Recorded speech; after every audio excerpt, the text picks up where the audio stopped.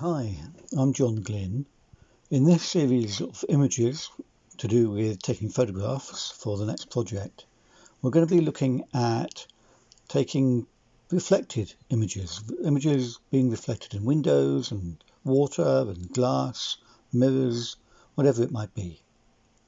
So walking around either in the street or even around your own home, we're wanting you to have a look at reflective surfaces and just see what you can see and capture within your camera, images that you can see of reflections. Okay, all the pictures I'm going to show you have been taken using a mobile telephone, but any camera will do. And don't just think of just putting cameras at portrait or landscape, but you can put cameras at angles as well, which might help to actually capture the whole reflection. So it doesn't just put the camera on a diagonal, sometimes can make all the difference. What I'm going to show you is a few pictures. There's some that are just reflected in motor cars, shop windows, cafes, anything like that can also be really good reflectors. And interestingly, if you've got mirrors inside the cafe or restaurant, they're reflecting as well something else. So you can have reflections within reflections, and they can be very interesting. So do have a look beyond just the surface of a window and look within the building. Most of the inside of a building will actually go too dark, so we won't really capture the essence of the interior, but you will see the reflection. Anything by the window will be lit, and anything in a mirror will also be lit because it's reflecting light from outside. Everything that we're photographing is really just reflected light. So this project is all about seeing reflected light, understanding that if something is lit, you'll see it in reflection. If it's very dark, it will just disappear. So it's looking at the light that's falling on your subject, oddly enough, is what you're photographing in the glass or in the reflection.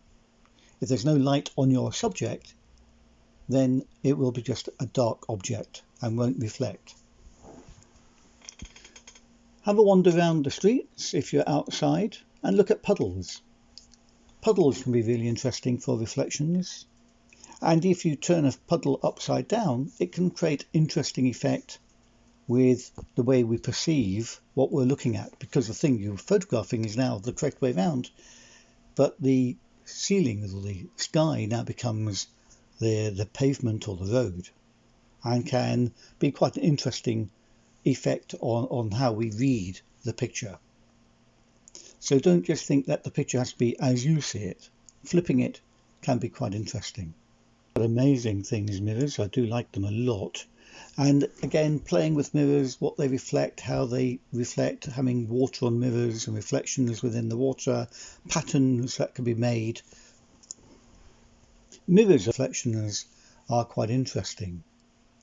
So have a look at mirrors. You could put a mirror somewhere in the house or outdoors and just play with the reflections that they create. It doesn't have to be a big mirror.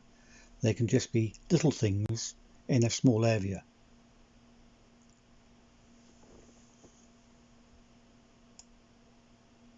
Around your house, you might find objects which are reflecting.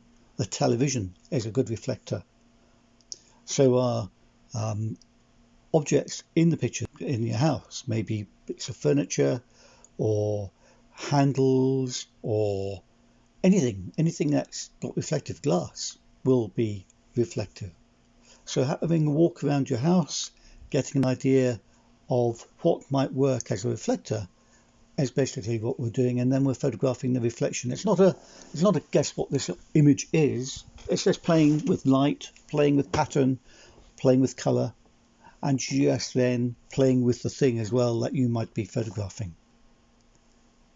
Okay, so the project this particular session is to go and look for reflections. We're not looking for lots and lots of pictures, just a few will do, and just see what you come up with. I think it should be quite a fun project. Thank you for watching and listening and viewing.